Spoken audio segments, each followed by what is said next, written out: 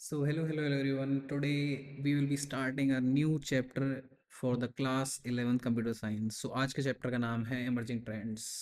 इसमें हम समझेंगे कि एआई या फिर कोई भी कंप्यूटर से रिलेटेड जो ट्रेंड है वो कहाँ से स्टार्ट हुआ है या फिर कैसे स्टार्ट होता है, फिर उनके बारे में इसमें बताया गया है। ठीक है। कंप्यूटर जो है बहुत टाइम से एग्जिस्ट कर रहा है। Just second. कंप्यूटर जो है बहुत टाइम से एग्जिस्ट कर रहा है, नई बट नई नई टेक्नोलॉजीज़ हैं और जो इनिशिएटिव हैं वो हर दिन नए बनते रहते हैं, आते रहते हैं। अब हमें ये समझने के लिए कि एग्जिस्टिंग टेक्नोलॉजी या फिर एक बेटर व्यू डेवलपमेंट में क्या हो रहा है, हमें इन ट्रेंड्स पे ध्यान देना होता है। जैसे कि personally I am very like, मैं स्मार्टफोन से बहुत ज़्यादा इंटरलिंक्ड हूँ। मैं देखता रहता हूँ कि प्रोसेसर्स में नया क्या आ रहा है, क्या हो रहा है। सो जैसे मेरे केस में अब मेरे को प्रोसेसर्स के बारे में कि क्या क्या उसमें नया हो रहा है, क्या डेवलपमेंट है, ये सब पता करने के लिए कॉन्स्टेंटली मेरे को उसके ट्रेंड्स के बारे में देखना पड़ता है। तो सिमिलरली अब जो टेक्नोलॉजीज़ वगैरह हैं इनके ट्रेंड्स को समझने के लिए या फिर क्या हो रहा है इसके पूरे अराउंड, हमें इस पे थोड़ा देख ध्यान देना होता है। ठीक है। अब ऐसा नहीं है कि हर एक जो ट्रेंड आया या फिर कोई भी नई चीज़ आई वो आते ही सक्सीड हो गया। ठीक है। कुछ सक्सीड नहीं होते। ठीक है। और फेड हो जाते हैं ओवर टाइम। ठीक है। कुछ चीज़ें आती हैं और फेड हो जाती हैं। जैसे ही कई चीज़ आई थी, अगर आपने ध्यान दिया हो तो एनएफटीज, कुछ टाइम पहले एनएफटीज आई थी, या फिर एनएफटीज के अलावा अगर आपने सुना हो कि वीआर वर्ल्ड में ज़मीनें खरीद रहे हैं, उस टाइप से कुछ आया था, वो आया और चले गया। ठीक है। अब कुछ टेक्नोलॉजीज़ जो कि आती हैं, प्रॉस्पर करती हैं, बहुत ज़्यादा फैलती हैं, बहुत टाइम तक परसिस्ट करती हैं, मतलब होती हैं, और यूज़र से अटेंशन गेन करती हैं। ठीक है। कुछ ऐसी भी आती हैं जैसे कि हम देख रहे हैं एआई, चैट जीपीटी बहुत ज़्यादा फैल रहा है। ठीक है। अब जो ट्रेंड्स हैं जो कि आते जा रहे हैं, ये होते हैं state of the art technologies. ठीक है। ये गेन करते पॉपुलैरिटी और एक नया ट्रेंड को सेट कर देते हैं अमंग यूजर। जैसे कि चैट जीपीटी जब आया था, उसकी वजह से एआई वर्ल्ड ने बहुत ज़्यादा पॉपुलैरिटी गेन करी। ठीक है। एक नया ट्रेंड हो गया। अब इस चैप्टर में हम यही पढ़ेंगे कि ट्रेंड्स कैसे आते हैं, उनका क्या इम्पैक्ट रहता है हमारी इकोनॉमी पे या फिर इंटरेक्शन इन डिजिटल सोसाइटीज। ओके। तो सबसे पहला टॉपिक हम इसमें पढ़ेंगे वो है आर्टिफिशियल इंटेलिजेंस। ठीक है। जो कि आजकल हम बहुत देख रहे हैं। बट जैसे कि लेट्स सपोज कि आप कहीं घूमने गए हैं, जैसे मनाली गए हैं आप। सो आप, वी विल ऑल्सो सपोज कि आप मनाली के लोकल नहीं है। ठीक है। अब वहाँ पे आप गए हैं तो आप घूमेंगे, तो आप कैसे घूमेंगे? ऑब्वियसली अगर आप पे एंड्रॉयड है तो गूगल मैप्स, अगर आप पे एप्पल है तो मैप्स, है ना। अब आप एक चीज़ सोचते होंगे कि आप कहीं भी जगह सर्च करेंगे, आपकी लोकेशन से उस जगह का एक फास्टेस्ट रूट। ठीक है। आप आपकी जगह से उस जगह तक का एक fastest route by analysing real time data, जैसे कि एक ट्रैफिक क्या हो रहा है, ये सब कैसे होता है, ये सारा हमारा आर्टिफिशियल इंटेलिजेंस का कमाल है। या फिर आप एक फ़ोटो किसी सोशल नेटवर्किंग साइट पे डालते हैं, सो ये आपके सभी फ़ोटो को जो कि फ़ोटोग्राफ में है, उन सबको रिकॉग्नाइज कर लेता है और टैग कर लेता है ऑटोमेटिकली। ये भी एग्जांपल है। या फिर आपने, एक एग्जांपल और है एप्लीकेशन ऑफ आर्टिफिशियल इंटेलिजेंस का, वो है कि हमारा डिजिटल पर्सनल असिस्टेंट्स। ओके। जैसे कि अगर आप एप्पल है तो सीरी, अगर आप पे एंड्रॉयड है तो गूगल बोल सकते हैं, या फिर जैसे कि सैमसंग में बिक्स भी होता है। ऐसे ही अलग अलग तरीके के। ठीक है। या फिर कोर्टोना, एलेक्सा, ये सारे के सारे पावर्ड बाय होते हैं एआई। ठीक है। अब जो आर्टिफिशियल इंटेलिजेंस है ये क्या है बेसिकली, ये कुछ नहीं है, बस ये स्टिमुलेट करता है, मतलब कि ये एक्ट करता है कि इसकी ये किस चीज़ को एक्ट करता है, ये natural intelligence of human beings. ठीक है। ये आर्टिफिशियल इंटेलिजेंस जो है बस इतना सा काम करता है कि आर्टिफिशियल इंटेलिजेंस जो भी मशीन में होती है, ठीक है, वो एक्ट करता है कि वो एज अ ह्यूमन सोच रहा है, कि हम हमारी तरह सोच रहा है वो। ठीक है। जिससे कि वो बिहेव करता है इंटेलिजेंटली। ठीक है। एआई बेसिकली यही है, इन अ नटशेल एआई की डेफिनेशन यही है। ओके। अब एक इंटेलिजेंट मशीन जो है वो, उसे इमिटेट करना पड़ेगा या फिर उसे एक्ट करना पड़ेगा of the cognitive function of human. जैसे कि हमारी कॉग्निटिव फंक्शंस क्या है, लर्निंग या फिर डिसीजन मेकिंग या प्रॉब्लम सॉल्विंग। ठीक है। ये सब काम उसे करना पड़ेगा। अब in order to make machines perform task, ठीक है, ताकि मशीन कुछ टास्क परफॉर्म करे विद मिनिमम ह्यूमन इंटरवेंशन। ठीक है। एक मशीन जो कि टास्क परफॉर्म करे विद मिनिमम ह्यूमन इंटरवेंशन, उन्हें एक प्रोग्राम करा जाता है to create a knowledge base. अब नॉलेज बेस क्या होता है, इसमें सारे रूल्स एंड रेगुलेशंस होते हैं कि क्या क्या करना है, कैसे कैसे करना है, और डिसीजन इसके बेसिस पे बनाना होता है, ठीक है। अब एआई सिस्टम जो है वो पास्ट एक्सपीरियंस और उनके आउटकम से सीखता है कि न्यू डिसीजन क्या बनाने हैं। जैसे पास्ट एक्सपीरियंस की क्या कैसा वो परफॉर्म कर रहा था, आउटकम्स क्या गलत, कितना गलत था कितना सही था, उसके बेसिस पे हम न्यू डिसीजन फॉर्म करता है, ठीक है। अब उसका एक सब टॉपिक पढ़ेंगे हम, वो है machine learning. AI is a very vast field. इसमें छोटी छोटी चीजें आती हैं, उसमें से पहली छोटी चीज है वो है मशीन लर्निंग। अब मशीन लर्निंग क्या है, इसमें जो कंप्यूटर्स हैं, मशीन लर्निंग में हम उन्हें एबिलिटी देते हैं कि वो सीख सकें या फिर लर्न कर सकें from data using statistical techniques. Stats में भी आपने पढ़ा हो statistical techniques, probability, sorry not probability, mean median mode और स्टैंडर्ड डेविएशन वेरिएंस, ये सब ये कंप्यूटर को एबिलिटी देता है ताकि वो डेटा से यूजिंग स्टेटिस्टिकल टेक्निक सीख सकें, ठीक है, without being explicitly program by human being. इसका मतलब है कि ज़रूरी नहीं है कि हम एज अ ह्यूमन बीइंग उसको सब कुछ बताएं कि अब ये होगा तो ये कर, ये होगा तो ये कर। वो मशीन खुद ब खुद सीखे, ठीक है। अब ये जितना भी काम होता है ये होता है एल्गोरिथम से, ठीक है। एल्गोरिथम जो कि डेटा को यूज करती है to learn on their own and make predictions. अब एल्गोरिथम्स क्या होती है, एल्गोरिथम्स कुछ नहीं होती, स्टेप बाय स्टेप इंस्ट्रक्शन होते हैं, ठीक है। स्टेप बाय स्टेप इंस्ट्रक्शन होते हैं, जो स्टेप बाय स्टेप इंस्ट्रक्शन है उसको हम एल्गोरिथम बोलते हैं। सो ये एक थोड़ा टेक्निकल वर्ड है, इसको अगर याद रखोगे तो बेटर होता है एक तरीके से टू राइट और to explain, okay. So step by step जो इंस्ट्रक्शन होते हैं उन्हें एल्गोरिथम बोलते हैं। अब ये जो एल्गोरिथम है जो कि मशीन लर्निंग के लिए यूज होते हैं, इन्हें बोलते हैं मॉडल्स, ओके। अब ये जो मॉडल्स हैं इन्हें पहले ट्रेन करा जाता है और टेस्ट करा जाता है using a training data and a testing data respectively. Training और टेस्टिंग डेटा अलग अलग होते हैं, जैसे कि समझ लो एक डेटा है हमारे पास D1 और एक डेटा है D2, ठीक है। अब हमने इस डेटा पे मॉडल मॉडल को ट्रेन किया, ठीक है, मॉडल, और we can also say algorithms, ठीक है। इस डेटा पे ट्रेन किया, अब हमारे पास जो भी ट्रेन मॉडल आया, ठीक है, ट्रेन मॉडल को हम M लिख रहे हैं, इसको टेस्ट करा जाएगा यूजिंग दिस डेटा। अगर वो सब कुछ जो प्रिडिक्शंस हैं वो अच्छी देगा या फिर सेटिस्फैक्टरी देगा, सो उसे हम यूज कर सकते हैं फिर उसके उसके बाद अपने काम के लिए। बट ये एक बारी में जनरली नहीं होता, ये होता है आफ्टर सक्सेसिव ट्रेनिंग, एक के बाद एक के बाद एक के बाद एक, ठीक है। आफ्टर सक्सेसिव ट्रेनिंग्स मॉडल जब रिजल्ट्स एक्सेप्टेबल लेवल पे देना पड़ता है, एक्सेप्टेबल लेवल एक्यूरेसी कितना एक्यूरेट है, उसके बाद उसे यूज करा जाता है ताकि वो प्रिडिक्शन कर सके न्यू एंड अननोन डेटा। जब ये पूरा मॉडल बन जाएगा तब न्यू डेटा पे इसे यूज करा जाएगा, ठीक है। अब नेक्स्ट सब टॉपिक आता है हमारा नेचुरल लैंग्वेज प्रोसेसिंग और NLP। अब आपने कभी गूगल सर्च किया हो कि आप कभी क्वेश्चन या फिर कोई वेबसाइट विजिट कर रहे हो, तो आपने लिखते हुए कभी देखा हो कि लिखते लिखते कैसे गूगल अपने आप नेक्स्ट वर्ड को प्रेडिक्ट कर लेता है कि आप क्या लिखने वाले हैं। ये सारा एग्जाम्पल है नेचुरल लैंग्वेज प्रोसेसिंग का, ठीक है। अब नेचुरल लैंग्वेज प्रोसेसिंग ये है, ये बेसिकली ये इंटरेक्शन जो होता है ह्यूमन और कंप्यूटर का उसको टैकल करता है। कैसे कि हमारी जो ह्यूमन स्पोकन लैंग्वेज है जैसे हिंदी या इंग्लिश, इसको कन्वर्ट करना, ठीक है।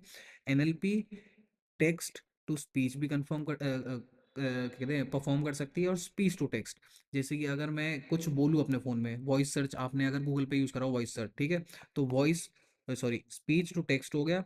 या फिर आपको कुछ वो किसी वेबसाइट से पढ़ के बता रहा हो, जैसे कि अगर आप उसमें जेमिनाई में कुछ बोलोगे बाय माउथ, अगर आप स्पीच टू टेक्स्ट करोगे तो वो आपको बाद में टेक्स्ट टू स्पीच करके देगा, वो बोल के बताया क्या है, तो वो एग्जांपल हो गया टेक्स्ट टू स्पीच का, ओके।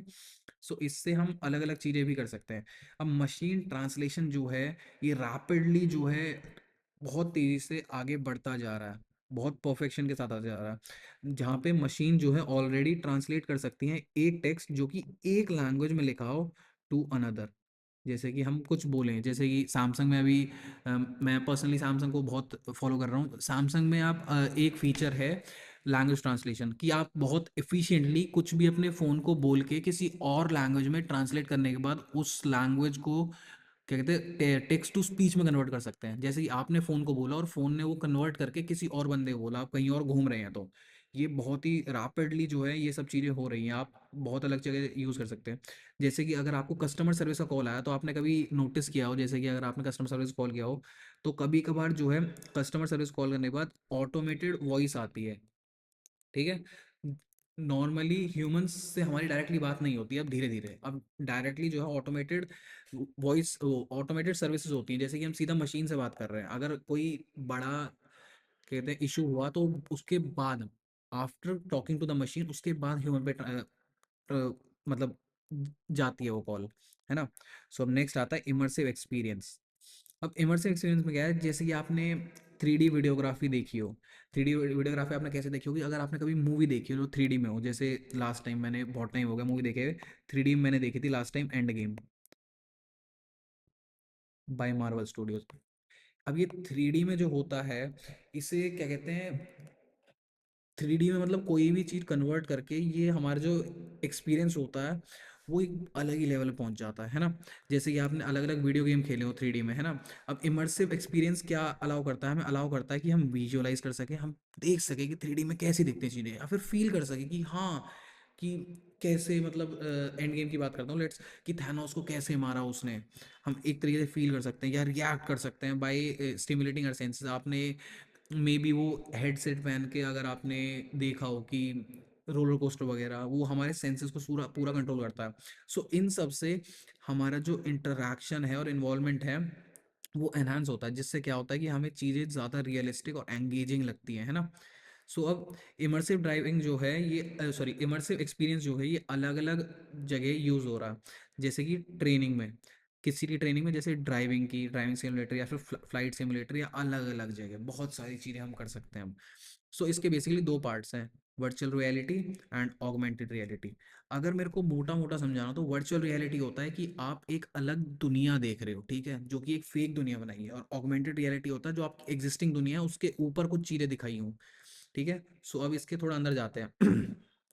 सो वर्चुअल रियलिटी क्या है, कि हम जो भी एक्सपीरियंस करते हैं इन आर रियलिटी, वो हम किससे पता कर लगता है कि हम क्या एक्सपीरियंस कर रहे हैं, वो होता है हमारा सेंसेस से। सो इससे एक नया आइडिया आया कि हम अपनी सेंसेस को एक कुछ और दिखाएं जो कि मेड अप हो या नॉन रियल इंफॉर्मेशन हो, ठीक है, जिससे कि हमारा जो परसेप्शन है रियलिटी का वो एक अलग रिस्पॉन्स दे सके। सो वर्चुअल रियलिटी क्या है, ये 3 डिमेंशनल, 3D है। 3D क्यों, क्योंकि रियल चीज़ें 3D होती हैं, जैसे हम इंटरेक्ट कर रहे हैं, हमारे पास हम एक दूसरी चीज़ों से छू सकते हैं, ये क्यों, क्योंकि हम 3 डिमेंशनल प्लेन में हैं, ठीक है। अब वी आर रियलिटी क्या होती है, सॉरी, वर्चुअल रियलिटी क्या होती है, वो 3 डिमेंशनल कंप्यूटर जनरेटेड सिचुएशन होती है। कंप्यूटर जनरेट करता है इस सिचुएशन को, जो कि स्टिमुलेट करती है एक रियल वर्ल्ड को। स्टिमुलेट मतलब एक तरीके से एक्ट करती है या फिर उसकी तरह कुछ बनाती है। सो अब इसमें यूजर क्या कर सकता है, वो इंटरैक्ट कर सकता है या फिर एक्सप्लोर कर सकता है ये सारा इन्वायरमेंट, जिससे वो बहुत ज़्यादा इमर्सिव हो रहा था, बहुत ज़्यादा एंगेज हो रहा था, या फिर इंटरैक्ट कर सकता है ऑब्जेक्ट के साथ जो भी वो देख रहा है, या फिर अलग अलग एक्शन कर सकता है यूजर, है ना। सो प्रेजेंटली ये हम किसके थ्रू अचीव कर रहे हैं, with the help of VR headsets. जैसे कि आपने सुना हो एप्पल के अभी हेडसेट्स आए थे, मेटा ने अपने हेडसेट्स लॉन्च किए हैं, और पता नहीं कौन कौन लॉन्च कर रहा है। सो VR हेडसेट, ये जो VR हेडसेट हैं, ये हमारा जो एक्सपीरियंस है इसको बहुत ज़्यादा रियलिस्टिक बना रहे हैं। ये प्रमोट करता है अलग अलग सेंसरी इन्फॉर्मेशन। सेंसरी इन्फॉर्मेशन मतलब सेंस कर सकते हैं जिस इन्फॉर्मेशन को, जैसे कि साउंड हम सुन सकते हैं, स्मेल जो हम सूंघ सकते हैं, मोशन की हमारे साथ क्या हो रहा है, हम किस मोशन में है, टेम्परेचर, है ना। अब ये कंपैरेटिवली जो है नई फील्ड है, जिसके एप्लीकेशंस जो हैं धीरे धीरे, मतलब हम फाइंड आउट कर रहे हैं हम और क्या क्या यूज़ कर सकते हैं। करंटली इसके एप्लीकेशन से हम गेम खेल सकते हैं VR में, या फिर मिलिट्री ट्रेनिंग कर सकते हैं, मेडिकल प्रोसीजर्स को प्रैक्टिस कर सकते हैं, या फिर एंटरटेनमेंट जैसे मूवी वगैरह के लिए, या फिर सोशल साइंस, साइकोलॉजी, इंजीनियरिंग, बहुत सारी चीज़ें हैं। सो अब नेक्स्ट आते हैं ऑगमेंटेड रियलिटी पे। जैसा कि मैंने आपको बताया था, ऑगमेंटेड रियलिटी होती है, जैसे आप एक पिक्चर में देख सकते हैं, ये पीछे एक एग्जिस्टिंग वर्ल्ड है ना, ये पीछे एक एग्जिस्टिंग वर्ल्ड है पीछे, और आप इस फोन के अंदर देख रहे होंगे कि इसके ऊपर ये कुछ नया नया आ रहा है, ये कुछ नया फॉर्म हो रहा है। ये क्या है, ये एग्जांपल ऑगमेंटेड रियलिटी का। ऑगमेंटेड रियलिटी होती है कि एक एग्जिस्टिंग रियलिटी के ऊपर कुछ और शो करना, ओके। सो जैसा कि डेफिनेशन में लिखा है, the super imposition. Super imposition is a word that defines कि हम एक स्पेसिफाइड चीज के ऊपर कुछ और दिखा रहे हैं, ठीक है। The super imposition of computer generated perceptual information. Computer generated, क्योंकि ये सारा का सारा काम कंप्यूटर कर रहा है। परसेप्चुअल मतलब हमारा परसेप्शन चेंज हो रहा है, हमारा नजरिया। परसेप्चुअल इंफॉर्मेशन, एक्चुअली में इंफॉर्मेशन हमें नहीं मिल रही है over existing physical surrounding. Existing मतलब जो रियल में हमारी फिजिकल सराउंडिंग है उसके ऊपर सुपर इम्पोज कर रहा है एक कंप्यूटर जनरेटेड परसेप्चुअल इंफॉर्मेशन। सो इस पूरी चीज को कहते हैं हम ऑगमेंटेड रियलिटी। थोड़ा साउंड करता है कि हाँ it is very interesting, it actually is. So धीरे धीरे आता जाएगा। जैसा कि अगर आपने, इसके कुछ एग्जांपल्स हैं कि मेटा ने अपने ग्लासेस लॉन्च किए थे ऑगमेंटेड रियलिटी के लिए। अब शायद हम इंडियंस के लिए नए टाइप के ग्लासेस आ रहे हैं, मतलब उसी से रिलेटेड लेंस कार्ट कर रहा है। मैं प्रमोट नहीं कर रहा हूँ, मैंने सुना है, I would like to try them on, but मैंने अभी नहीं देखा। सो ये ऐड करता है अलग अलग कंपोनेंट्स डिजिटल वर्ल्ड के। ठीक है, अलग अलग डिजिटल वर्ल्ड के। डिजिटल वर्ल्ड मतलब जो कि हम डिजिटली देख सकते हैं फोन या फिर स्क्रीन के थ्रू। कंपोनेंट्स को ऐड करता है डिजिटल वर्ल्ड के into the physical world. Physical world मतलब जो कि फिजिकली एग्जिस्ट करता है, जिसको हम छू सकते हैं, देख सकते हैं, या फिर जो भी है। Along with associated tactile and other sensory requirements, जैसे कि देखना सुनना ये सब। ठीक है, देयर बाय ये हमारा जो है इन्वायरमेंट की इंटरैक्टिविटी बढ़ा देता है और डिजिटली मैनिपुलेबल बना देता है। जैसे कि हम डिजिटली मैनिपुलेट कर सकते हैं, जैसे कि हमें कुछ और, जैसे कि फ़ोन से हमने कुछ और देखा कि इसको एक्सप्लेन करिए, सब डिजिटली हम इसे मैनिपुलेट कर सकते हैं। यूज़र्स जो हैं इसके थ्रू इंफॉर्मेशन को एक्सेस कर सकते हैं, किस चीज़ की, नियरेस्ट प्लेसेस की। हम जैसे फ़ोटो दिखा दें कि ये, जैसे कि हम एक फ़ोटो डाल दें, ठीक है, फ़ोटो से हम देख रहे हैं कि ये कौन सी लोकेशन है, इससे यूज़र जो है इंफॉर्मेशन को गैदर कर सकता है एक नियरेस्ट प्लेस की, जिसका रेफरेंस होगा टू देयर करंट लोकेशन, हमारी करंट लोकेशन के थ्रू। सो यूज़र ये भी काम कर सकता है, या फिर अलग अलग प्लेसेस को क्या कहते हैं सर्च डाउन कर सकता है कि किसके बेसिस पे, बेसिस ऑफ यूज़र रिव्यूज़ की कौन कौन से रिव्यूज़ हैं। With the help of location based AR apps. Location based AR app से ट्रैवलर, जैसे कि बहुत सारा ट्रैवल करते हैं, वो एक्सेस कर सकते हैं real time information of historical places. ठीक है, किस चीज़ की इंफॉर्मेशन, हिस्टोरिकल प्लेसेस, जैसे कि कहाँ हिस्ट्री बेस्ड कैसी हैं। जैसे लास्ट टाइम मैं मनाली गया था तो वहाँ पे हमने हडिम्बा टेम्पल देखा था। ये सब मेरे को कैसे पता लगा, ये सब सब कुछ इन ऐप्स के थ्रू पता लगा, जो कि रियल टाइम इंफॉर्मेशन देते हैं हिस्टोरिकल प्लेसेस की, just by pointing their camera viewfinder. See how simply the machines, the virtual reality, the augmented reality can help us humans to find new things, है ना। So next topic आता है robotics के बारे में। अब एक रोबोट क्या होता है, वो बेसिकली एक मशीन होता है जो कि केपेबल होता है एक या एक से ज्यादा टास्क करने का automatically with accuracy and precision. Okay, दूसरी मशीन से अनलाइक एक रोबोट प्रोग्रामेबल होता है बाय कंप्यूटर, है ना। हम बाय कंप्यूटर उसे प्रोग्राम कर सकते हैं। प्रोग्राम करने का मतलब बेसिकली क्या होता है कि वो फॉलो करेगा इंस्ट्रक्शंस जो कि हम कंप्यूटर प्रोग्राम के थ्रू देंगे। कंप्यूटर प्रोग्राम क्या होते हैं, उसमें हम कोड लिखते हैं कि बेसिकली ये अगर ये होगा तो ये करना है, ये होगा तो ये करना है। बेसिकली अब मोटा मोटा बोले हम तो यही होता है प्रोग्राम। ठीक है, सो रोबोट्स जो हैं वो इनिशियली क्यों हमने बनाए थे, वो हमने बनाए थे to do repetitive industrial task. Repetitive industrial task मतलब जैसे कि ये कोई भी एक काम बार बार करना, उसके लिए रोबोट बनाया था, क्योंकि एज अ ह्यूमन वो बहुत ज़्यादा बोरिंग हो जाता है और स्ट्रेसफुल हो जाता है ना, और लेबर इंटेंसिव भी होता है। सो सेंसर्स जो होते हैं ये एक प्राइम कंपोनेंट होते हैं रोबोट के। अब रोबोट जो है, अगर मैं रोबोट बोलूँगा तो आपके दिमाग में एक ही चीज़ आएगी, इस टाइप का कुछ। बट रोबोट अलग अलग टाइप के होते हैं, जैसे कि व्हील्ड रोबोट जिसमें व्हील्स होती हैं, लेग्ड रोबोट को लेग्स का, मैनिपुलेटर्स, या फिर ह्यूमनॉइड्स। और रोबोट्स जो कि रिसेंबल करते हैं ह्यूमन, ह्यूमन की तरह दिखते हैं, उनकी तरह काम करते हैं, उन्हें हम बोलते हैं ह्यूमनॉइड्स। जो कि हमारा बहुत ज़्यादा फेमस है ह्यूमनॉइड। ये ह्यूमनॉइड जो है ये सोफिया का है, मतलब इसका नाम सोफिया दिया गया है ना। सो रोबोट्स अलग अलग तरीके के होते हैं, बट हाँ मोस्टली जो हमारे दिमाग में एक रोबोट वर्ड सुन के आता है वो होता है ह्यूमनॉइड्स। जैसे कि अगर आपको याद हो तो चिट्ठी, चिट्ठी भी एक रोबोट था जो कि ह्यूमनॉइड फॉर्म में था। अब रोबोट जो है अलग अलग जगह यूज हो रहा है, industry, medical science, bionics, scientific research, military, बहुत सारे एग्जांपल हैं। जैसे कि कुछ यहाँ पे भी दिए हैं। नासा की जब मार्स एक्सप्लोरेशन होती तो वहाँ पे एक रोबोट बनाया गया जिसे कहते थे हम MER, और मार्स एक्सप्लोरेशन रोवर। इसका काम क्या था कि इस टाइप का दिखता था इस पे। इसे ये एक एग्जांपल है हमारा व्हील्ड रोबोट का। ये एग्जांपल है हमारा व्हील्ड रोबोट का। ये बेसिकली घूमता था मार्स पे और उसके बारे में स्टडी करने का। सेकेंड एग्जांपल है सोफिया। सोफिया एक ह्यूमनॉइड है जो कि आर्टिफिशियल इंटेलिजेंस को यूज़ कर सकती करती है और विजुअल डेटा प्रोसेसिंग करती है। जो भी वो देखती है उसे प्रोसेस करती है, या फिर फेशियल रिकग्निशन होगी कि फेस रिकग्नाइज कर सकती है ये कौन है ये वो कौन है। और ये इमिटेट करती है या फिर एक्ट करती है with human gestures and facial expressions. जैसे कि आप देख सकते हैं इसके फेशियल एक्सप्रेशन बहुत ह्यूमन लाइक है। या फिर थर्ड एग्जांपल हो गया हमारा एक ड्रोन। ड्रोन क्या होता है, ये एक अनमैन्ड एयरक्राफ्ट होता है। इसमें कोई हमें एक्चुअल पर्सन की ज़रूरत नहीं है, जो कि रिमोटली कंट्रोल्ड होता है और फ्लाई कर सकता है ऑटोनोमसली, मतलब अपने आप भी फ्लाई कर सकता है through software control flight plans. अब इसमें अलग अलग काम कर सकते हैं हम, ठीक है। अलग अलग काम जैसे कि जर्नलिज्म के लिए काम आ सकता है, या फिल्म करने के लिए, या एरियल फोटोग्राफी, शिपिंग, डिलीवरी। और अगर जैसे कि अभी जो नई ड्रोन्स काम आ रहे हैं, वो आ रहे हैं मिलिट्री के लिए, कि फिजिकली हमें किसी को ना भेजना पड़े और हम फाइट कर सके। अभी के लिए यही ड्रोन एज अ मिलिट्री यही काम आ रहा है। So with this we are ending this lecture, and I will see you in the next lecture. I hope you enjoyed this lecture. I will see you in the next lecture. So yeah, bye bye.